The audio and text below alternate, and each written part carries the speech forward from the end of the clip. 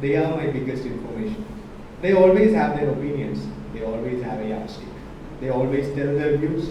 They always shout their wisdom. They do matter to me because they do matter to me because it's their life. It's less about their speech.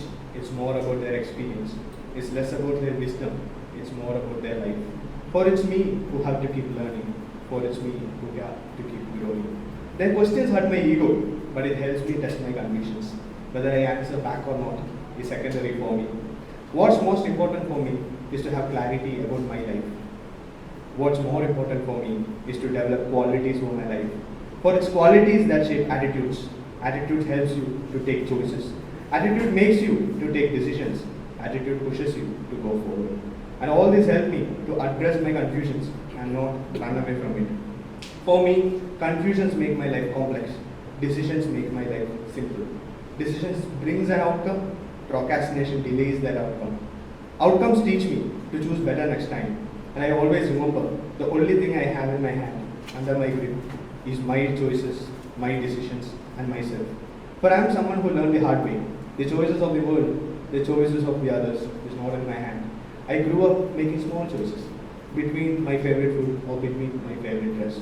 The more I grew, the more I thanked my parents, for it's they who instilled this quality in me. To learn early from the ones who walked ahead of me, to listen to their experiences, to learn from them, and to choose what's best for me. Day by day, I see people trying hard to choose between choices they know they have to make at some point of time. The small things come first. Should I do my higher studies? Should I try for a government job or settle in private? Should I try smoking or drinking? Is it okay to have premarital sex? Should I get married or not? Should I have kids or not? Should I let my kids choose what they want, or should I insist that they comply with my choice? I'm not here to say what's right or what's wrong. What I realized was simple. As we grow up, the decisions we take affects the lives of others. Delaying our decisions just makes things worse. So having clarity as early as possible truly mattered to me.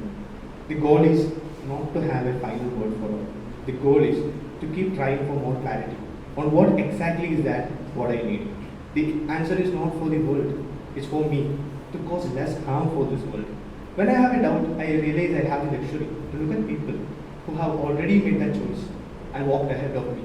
I speak to them to get their insights before drawing my conclusions. A long time ago, Mom said to me, do your best every day, every way. Live your life without regrets. The results are not always yours to choose from. It's these words that helped me move mountains. As time went by, the results no longer fell into my expectations. I had last minute academic rejections. I had last minute career rejections. I had last minute life rejections. And I had reached a point in my life where rejections and failures can't surprise me anymore. Only the acceptance and approval will. And here my mom's words found me years later. Son, have you done your best? Then why bother? Go ahead without regrets. What's yours will find you. And then came the first and I hope the last shock of my life. The body collapsed, the foot did sweat, and I was blinded by tears. And then my teacher's words found me. If you are in pain, shift your priorities. These words were a quick fix. It gave me time to sink in what has already happened. It took me time to pull myself together because shock was new for me. It is here I learned the hard way. Emotional stability matters. And as time went by, the more I understood. Shifting priorities were mere escapism. For it's time that I faced what I really feel. One by one, I started facing my emotions. One by one, I started experiencing my emotions. One by one, I started feeling my emotions, and one by one, I pulled myself up from my emotions. Still, loss was hard for me. It feels like a knife plunged deep through my heart. But would it go? But then again, I'm a survivor. I'm a learner. I take decisions and I go ahead. When I was in school, several said to me, "You will suffer next time. You will suffer next year. The syllabus is very tough." Year after year, I passed with flying colors. Year after year, they kept telling me the same.